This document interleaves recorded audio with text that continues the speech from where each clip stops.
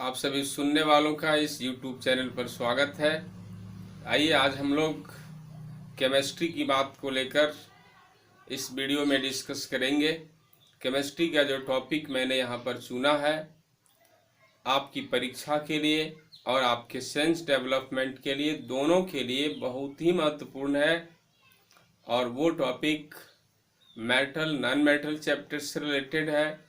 Metal non metal chemistry का lesson है ये, और उसमें से फर्स्ट लेसन ऑलरेडी हम प्रोवाइड कर चुके हैं, यूट्यूब पर आप सबके लिए भेज चुके हैं।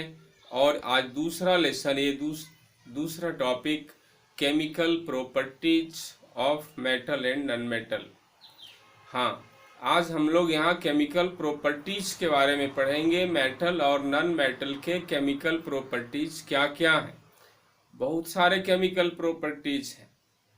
मैंने पहले भी कहा है, आज भी कह रहे हैं कि कोई भी एक एटम या कोई भी मॉलिक्यूल, कोई भी जो सब्सटेंस है केमिकली, जो उसका स्ट्रक्चर है वो दूसरे केमिकल स्ट्रक्चर के साथ, दैट मीन्स दूसरे किसी एटम के साथ, दूसरे किसी मॉलिक्यूल के साथ जिस तरह से रीअरेंज होता है, रिएक्ट होता है, वो उसका एक केमिकल प्रॉपर्टी हो जाता है। तो इस तरह से कोई भी एलिमेंट लाइक मेटल और नॉन मेटल किसी अदर एलिमेंट के साथ, किसी अदर कंपाउंड के साथ जिस तरह रिएक्ट करता है, जिस तरह से बिहेव करता है, जो नए प्रोडक्ट को प्रोवाइड करता है, वो सब बात, वो सब कुछ उस मेटल का, उस नॉन मेटल का, मीन्स उस एलिमेंट का एक नया केमिकल प्रॉपर्टी हो जाता है। और इस तरह से कोई भी एक मेटल और नॉन मेटल किसी अदर के साथ, बहुत सारे अदर एलिमेंट और कंपाउंड के साथ तरह तरह का अपना एक प्रॉपर्टी शो करता है, मीन्स अपना एक रिएक्शन करता है, और वो सारे उसके केमिकल प्रॉपर्टीज हैं। हम लोग यहाँ 10th के सिलेबस में जिन जिन बातों को सीखेंगे, मेटल नॉन मेटल के प्रॉपर्टी के तौर पर जिन जिन बातों को सीखेंगे वो सीमित है, क्योंकि सिलेबस हमेशा सीमित होता है। और उतनी ही बातों को, उतनी ही प्रॉपर्टीज को और उससे रिलेटेड क्वेश्चंस को हम लोग अपने सिलेबस के हिसाब से डीपली स्टडी करेंगे। और हमारा सिलेबस क्या है, means 10th class chemistry metal non metal में जो topic chemical properties of metal and non metals, इस टॉपिक में हमारा सिलेबस क्या है। तो स्टूडेंट्स, आप अच्छी तरह से समझ लो कि हमारा ये सिलेबस जो है इम्पोर्टेंट के साथ साथ इजी भी है। इजी भी है, क्या इजी है, यहाँ पर सबसे पहले मैंने कलेक्ट किया है chemical properties of metal and non metal. ये केमिकल प्रॉपर्टीज में 4 ही प्रॉपर्टी का स्टडी करना है। हमारे सिलेबस में 4 ही प्रॉपर्टी का स्टडी करना है, और ये चारों बिल्कुल आराम से, बिल्कुल इजीली स्टडी करेंगे हम लोग, क्योंकि ऑलरेडी इजी है ही ये। सबसे पहले metals and non metals both react with oxygen gas. ये मेटल और नॉन मेटल दोनों के केमिकल प्रॉपर्टीज के स्टडी के साथ साथ कंपैरिजन भी करेंगे कि क्या क्या डिफरेंट प्रॉपर्टीज शो हो रहे हैं, और वो डिफरेंट प्रॉपर्टीज डिफरेंस लिखने के काम में आएंगे। Because there is an important question in this chapter in your syllabus कि on the basis of chemical properties right differences between metals and non metals. ये सवाल प्रिंट भी है और परीक्षा में आया भी करता है कि मेटल और नॉन मेटल के रासायनिक गुण के आधार पर उन दोनों में अंतर स्पष्ट करो, ये सवाल। तो यहाँ पर ये मेटल और नॉन मेटल दोनों ऑक्सीजन के साथ कैसा रिएक्ट होते हैं, ऑक्सीजन के साथ कैसा अपना गुण प्रदर्शित करते हैं, ये बातें दोनों अलग अलग हैं। और वो अलग अलग बातें दोनों में अंतर करती हैं, दोनों में डिफरेंस लिखने के पॉइंट्स में आती हैं। तो यहाँ हम लोग डिफरेंसेस के कुछ पॉइंट्स भी कलेक्ट कर लेंगे इस टॉपिक को जब पढ़ेंगे। तो फिर केमिकल प्रॉपर्टी में आगे जो बात हुई है वो मेटल का रिएक्शन वाटर के साथ, कि मेटल्स वाटर के साथ कैसे रिएक्ट होते हैं और रिएक्ट होकर क्या करते हैं। जो भी रिजल्ट सामने आएगा, जो भी कंक्लूजन सामने आएगा, वो एक केमिकल प्रॉपर्टी के तौर पर सीखेंगे हम लोग कि मेटल का केमिकल प्रॉपर्टी है वो। फिर metal reacts with dilute acid, dilute acid के साथ, तनु अम्लों के साथ मेटल का रिएक्शन कैसा होता है। इस बात में जो कंक्लूजन सामने आएगा वो एक प्रॉपर्टी के तौर पर क्लियर होगा, वो मेटल का एक प्रॉपर्टी होगा। ये हमारा सिलेबस है, हम इन बातों को सिलेबस में पढ़ेंगे।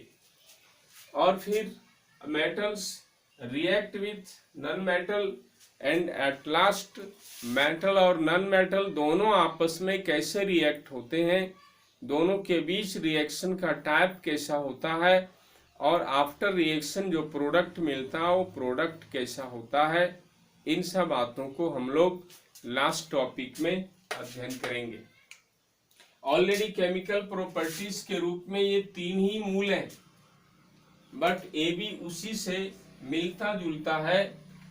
हम इसे अलग टॉपिक बना सकते हैं या उसी के अंदर सबमिट कर सकते हैं। ये भी केमिकल प्रॉपर्टी के रूप में ही बातें सामने आती हैं। ऑलरेडी केमिकल रिएक्शन है मेटल नॉन मेटल के बीच, तो जाहिर है एक रासायनिक गुण है, वो केमिकल प्रॉपर्टी है वो। तो इन सब बातों को हम लोग बारी बारी से समझेंगे।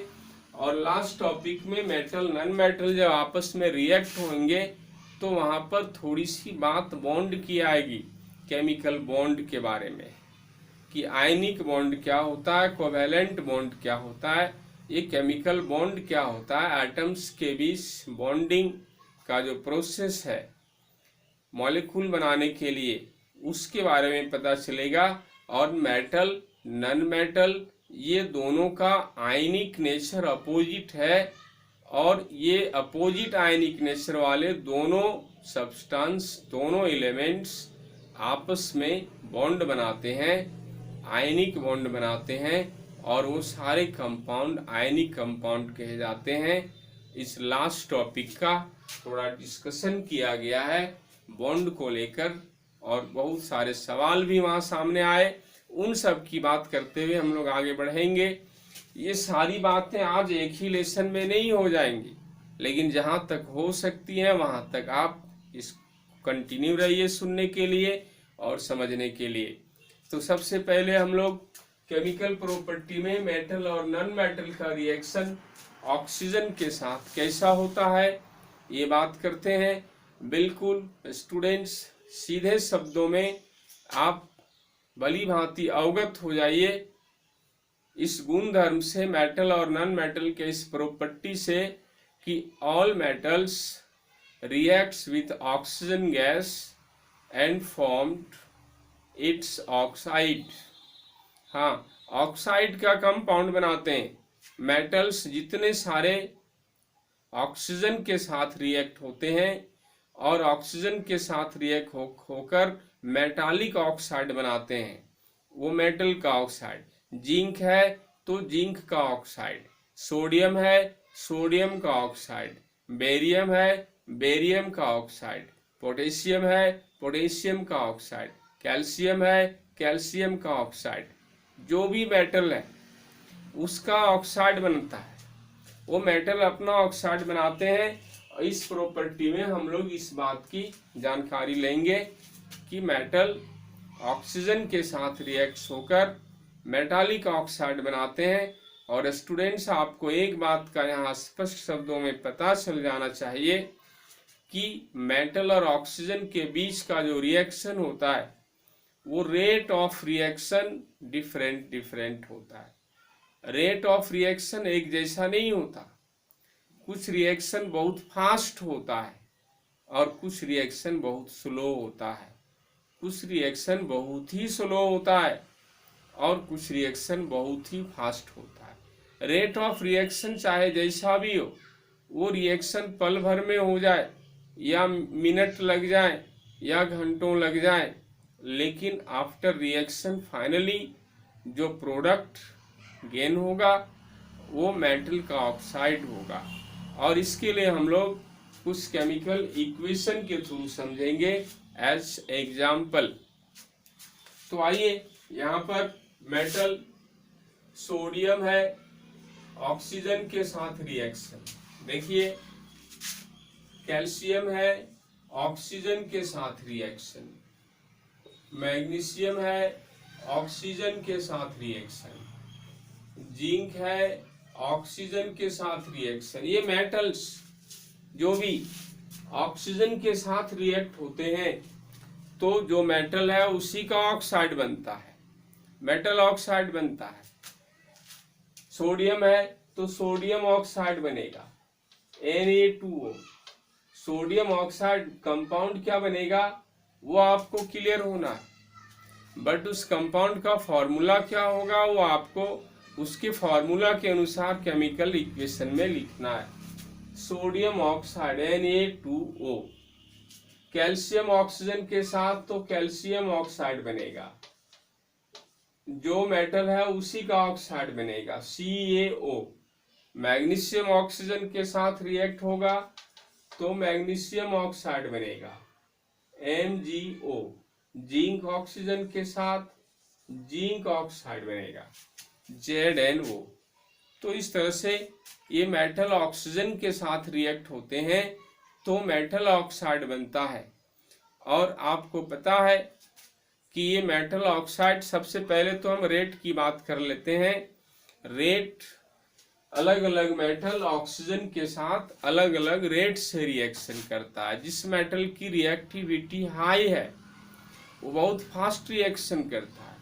सोडियम और पोटेशियम का देख लीजिए, सोडियम और पोटेशियम की रिएक्टिविटी हाई है, इसलिए ये दोनों मेटल ऑक्सीजन के साथ हाई रेट से हाईली रिएक्ट होते हैं और इतनी तेज गति रिएक्शन की होती है कि सोडियम पोटेशियम खुली हवा के संपर्क में आते ही, मीन्स ऑक्सीजन के संपर्क में आते ही प्रचंड अभिक्रिया करने की वजह से जलने लगते हैं और जलकर भस्म हो जाते हैं। जलने के बाद राख बन जाता है, वो भस्म है। बिकॉज मेटालिक ऑक्साइड का नेचर बेसिक नेचर का होता है, इसलिए भस्म कह रहे हैं कि ये जलकर भस्म हो जाते हैं, भस्म बन जाते हैं। और भस्म मीन एल्कलाइन पाउडर बन जाते हैं ये। तो यहाँ पर हम ये बात आपको कहना चाहते हैं कि रेट ऑफ रिएक्शन हाई होना, सोडियम और पोटेशियम को खुली हवा के संपर्क में आने से रोका जाता है, क्योंकि ये धातुएं खुली हवा के संपर्क में जैसे ही आती हैं तैसे ही जलकर नष्ट हो जाती हैं, भस्म हो जाती हैं और ऑक्साइड के रूप में बदल जाती हैं। वो धातु नहीं रहती, धातु का नेचर उससे लॉस कर जाता है और मेटल ऑक्साइड का नेचर आ जाता है। ऑलरेडी उन मेटल पोटेशियम एंड सोडियम को सुरक्षित रखने के लिए, उसको धातु के रूप में बचाए रखने के लिए ऑक्सीजन से संपर्क आने से रोक के रखते हैं, क्योंकि जैसे ऑक्सीजन से कांटेक्ट होगा किसी की कुछ नहीं सुनता हो, इतनी हाई रिएक्टिविटी है कि किसी की कुछ नहीं सुनते, कहते रहो जलने शुरू कर देंगे, कहते रहो तब तक जलने शुरू कर देंगे, जलकर भस्म हो जाएंगे। इसलिए बेहतर यही है कि सोडियम पोटेशियम को सुरक्षित रखना हो, बचा के रखना हो तो ऑक्सीजन से कांटेक्ट होने से रोक के रखो। और इसीलिए सोचा गया क्या करें, सोडियम पोटेशियम को सुरक्षित रखने के लिए क्या करें, ऑक्सीजन से बचा के रखें, ये तो क्लियर है। बट कैसे? जहाँ कुछ नहीं है वहाँ हवा होती है, कहाँ रखें? हवा कहाँ नहीं है, हवा कहाँ प्रवेश नहीं कर सकती। तो युक्ति सामने आई, उपाय सामने आया कि किरोसिन तेल में डुबा कर रखो, डीजल में डुबा कर रखो, पेट्रोल में डुबा के रखो, ये जो पेट्रोलियम पदार्थ हैं उन सब में रखो, वहाँ ऑक्सीजन नहीं होती और ना ही पहुँच पाएगी, और इस तरह से वहाँ वो सुरक्षित रहेगा। इसलिए आपकी किताब में एक सवाल लिखा हुआ है इसी चैप्टर से और इसी टॉपिक से बिलोंग करता वो सवाल कि सोडियम को किरोसिन तेल में डुबाकर क्यों रखा जाता है। अब तो आप समझ ही गए कि सोडियम को किरोसिन तेल में डुबाकर क्यों रखा जाता है। बिकॉज ऑफ सोडियम इज ये हाईली रिएक्टिव मेटल,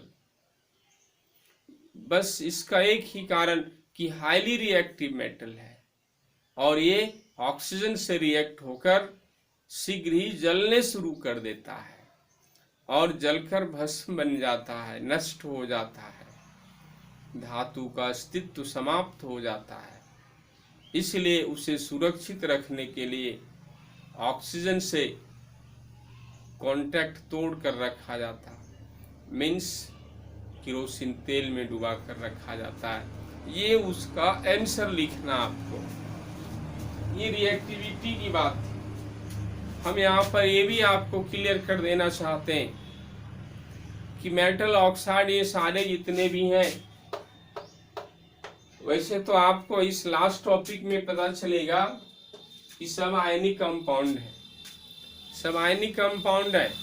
कैसे है लास्ट टॉपिक में पता चलेगा, लेकिन मैं अभी आपको कह रहा हूँ कि ये आयनिक कंपाउंड है और सारे आयनिक कंपाउंड जल में हाईली सॉल्युबल होते हैं, जल में सॉल्युबल होते हैं।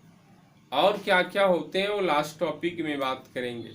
हम अभी इतना कहना चाहते हैं आपको कि ये सारे मेटल ऑक्साइड जल में घुल जाएंगे और जल में घुलकर क्षारक बनाएंगे, क्षारक। और इसीलिए मेटल ऑक्साइड का नेचर कैसा होता है, तो क्षारक होता है। हम आगे रिएक्शन लिखते हैं। ये मेटल ऑक्साइड सोडियम ऑक्साइड है, जल में घोलेंगे तो सोडियम हाइड्रोक्साइड बनेगा, ये क्षार बना। कैल्शियम हाइड्रोक्साइड है, कैल्शियम ऑक्साइड है, जल में घोलेंगे तो कैल्शियम हाइड्रोक्साइड बनेगा, क्षारक है। मैग्नीशियम ऑक्साइड है, जल में घोलेंगे तो मैग्नीशियम हाइड्रोक्साइड बनेगा। ये सब metal oxide, zinc oxide zinc hydroxide बनाएगा। ये सारे मेटल ऑक्साइड जल में घुलकर हाइड्रोक्साइड बनाते हैं, क्षारक बनाते हैं। एक विलयन बनता है, वो क्षारकी होता है। उसकी कुछ बूंदों को लाल लिटमस पत्र पर डालकर देखा गया, नेचर समझने के लिए लिटमस पेपर पर डालकर देखा गया। ये मेटल ऑक्साइड के जलीय विलयन को, ये हाइड्रोक्साइड विलयन को देखा गया लिटमस पेपर पर डालकर। तो क्या देखा गया इफेक्ट कि लाल लिटमस पेपर ब्लू हो गया, रेड लिटमस पेपर का कलर चेंज होके ब्लू हो गया, ये देखा गया। और तब डिसाइड किया गया कि ये मेटल ऑक्साइड का aqueous solution, water solution basic nature का होता है। इसलिए फाइनली एक सवाल यहाँ भी इम्पोर्टेंट सवाल के रूप में आया कि धातु ऑक्साइडों की प्रकृति कैसी होती है, what is nature of metallic oxide. तो डायरेक्टली आप जवाब दो, बिल्कुल कॉन्फिडेंटली जवाब दो कि बेसिक नेचर होता है, क्षारीय प्रकृति होती है। लेकिन स्टूडेंट्स, थोड़ी देर के आपको ये सुन के ताजुब लगेगा कि ये तो सभी धातु ऑक्साइडों की बात है, लेकिन कुछ धातु ऑक्साइड ऐसे भी हैं जिसमें एक्स्ट्रा ऑर्डिनरी प्रॉपर्टी है। कुछ धातु ऑक्साइड ऐसे भी हैं जो क्षारक तो हैं ही सबकी तरह, वो तो धातुओं का अपना मेन नेचर है, मूल प्रकृति है क्षारकीय ऑक्साइड होना, क्षारक होना। बट कुछ धातु ऑक्साइड जो क्षारक होने के साथ साथ अम्लीय गुण भी प्रदर्शित करते हैं। ये विचित्र बात है कि नहीं? ये विचित्र बात है कि कुछ धातु ऑक्साइड क्षारकीय होने के साथ साथ अम्लीय भी होते हैं। और ये विचित्र बात किन धातु ऑक्साइडों में? तो वो धातु ऑक्साइड कोई और नहीं, पता है कौन है? जिंक ऑक्साइड है, एल्यूमिनियम ऑक्साइड है। जिंक ऑक्साइड और एल्यूमिनियम ऑक्साइड, आपको कहीं कहीं किसी किसी किताब में टीन ऑक्साइड का भी जिक्र मिलेगा, लेकिन एल्यूमिनियम ऑक्साइड और जिंक ऑक्साइड तो निश्चित रूप से हर किताब में मुख्य रूप से ये दोनों धातु ऑक्साइड क्षारी तो हैं ही सबकी तरह, लेकिन अम्लीय भी हैं। और इस तरह से ये क्षारी अम्लीय दोनों गुण प्रदर्शित करते हैं। इस वजह से इन धातु ऑक्साइडों को उभयधर्मी ऑक्साइड कहते हैं, एम्फोटेरिक ऑक्साइड कहते हैं। Amphoteric oxide, zinc oxide and aluminium oxide. There is a question, what is amphoteric oxide? Give examples. Such type of metal oxide which shows both type of nature, basic nature as well as acidic nature. ऐसे धातु oxide जो दोनों तरह की प्रकृति को प्रदर्शित करते हैं, दोनों गुणधर्म प्रदर्शित करते हैं, क्षारी भी और साथ साथ अम्लीय भी, ऐसे धातु ऑक्साइडों को एम्फोटेरिक ऑक्साइड कहते हैं, उभयधर्मी ऑक्साइड कहते हैं। एग्जाम्पल क्या? तो जिंक ऑक्साइड, एल्यूमिनियम ऑक्साइड। तो स्टूडेंट्स, आप इन बातों को अपने दिमाग में यहाँ कलेक्ट करेंगे कि मेटल ऑक्सीजन के साथ रिएक्ट होता है तो अपना कैसा गुण प्रदर्शित करता है, मेटल का कौन सा गुण सामने आता है। और वही बात हम अपने सिलेबस में सीख रहे हैं, मेटल का केमिकल प्रॉपर्टी कि ऑक्सीजन के साथ रिएक्ट होके अपना कौन सा केमिकल प्रॉपर्टी को शो करता है। तो कौन सा केमिकल प्रॉपर्टी का पता चलता है ऑक्सीजन के रिएक्शन के समय, वो तो आप समझ ही गए इतनी बातों में। और इतनी बातों से रिलेटेड क्वेश्चंस भी जो मैंने उठाए, कुछ जो आपकी किताब में है, उन सब बातों को भी आपको ध्यान में रखना है और एग्जाम्पल्स भी आपको ध्यान में रखने हैं। नॉन मेटल ऑक्सीजन के साथ कैसा रिएक्ट करता है, ये जस्ट अपोजिट बात है। नॉन मेटल भी ऑक्सीजन के साथ रिएक्ट होकर अपना ऑक्साइड बनाते हैं। सल्फर है तो सल्फर का ऑक्साइड बनाएगा, नाइट्रोजन है नाइट्रोजन का ऑक्साइड बनाएगा, कार्बन है कार्बन का ऑक्साइड बनाएगा, वो भी अपना ऑक्साइड बनाते हैं। हम उसके लिए भी रिएक्शन लिख सकते हैं। सल्फर नॉन मेटल ऑक्सीजन के साथ रिएक्ट होकर sulphur dioxide, nitrogen non metal oxygen के साथ रिएक्ट होकर nitrogen oxide, carbon non metal oxygen के साथ रिएक्ट होकर कार्बन डाइऑक्साइड। तो यहाँ पर नॉन मेटल भी ऑक्सीजन के साथ रिएक्ट होके इस तरह कुछ ऑक्साइड बनाते हैं और ये ऑक्साइड भी इसकी तरह जल में घुलनशील हैं और ये ऑक्साइड जल में घुलते हैं और विलयन बनाते हैं। उस विलयन को टेस्ट किया गया लिटमस पेपर के थ्रू, तो क्या देखा गया कि नीले लिटमस पत्र को लाल कर देती हैं, ब्लू लिटमस पेपर को रेड कर देती हैं और इस वजह से उसका नेचर एसिडिक नेचर बताया गया। सो नॉन मेटल ऑक्साइड का नेचर कैसा होता है? एसिडिक होता है, अम्लीय होता है। ये अधातु ऑक्साइडों की प्रकृति अम्लीय होती है, लेकिन धातु ऑक्साइडों की प्रकृति क्षारकीय होती है।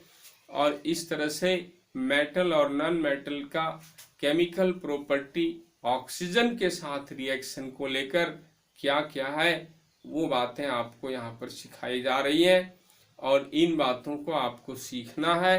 केवल सुनना ही नहीं है, केवल समझना ही नहीं है, बल्कि इसको अपने दिमाग में कंजर्व रखना है।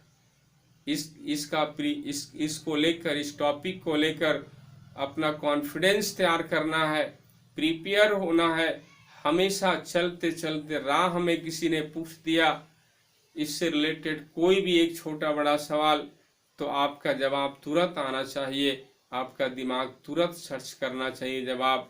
इस हिसाब से अपने दिमाग में इसको कंजर्व करना है, और इसके लिए आपको स्टडी बिल्कुल तल्लीनता के साथ करनी होगी, बिल्कुल एकाग्रता के साथ करनी पड़ेगी, तभी आप इस कंडीशन तक पहुंच सकते हैं कि चलते चलते रैंडम रास्ते में किसी ने पूछ दिया किसी सवाल को, तो हम तुरंत उसका जवाब दें, हमारा माइंड तुरंत उसका जवाब सर्च करे।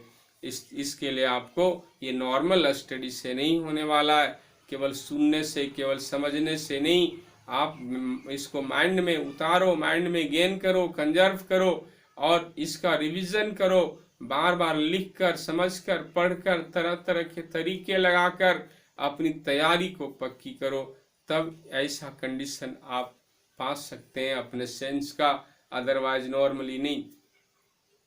तो यहाँ पर इन सब बातों को लेकर आप अभी दिमाग चलाइए।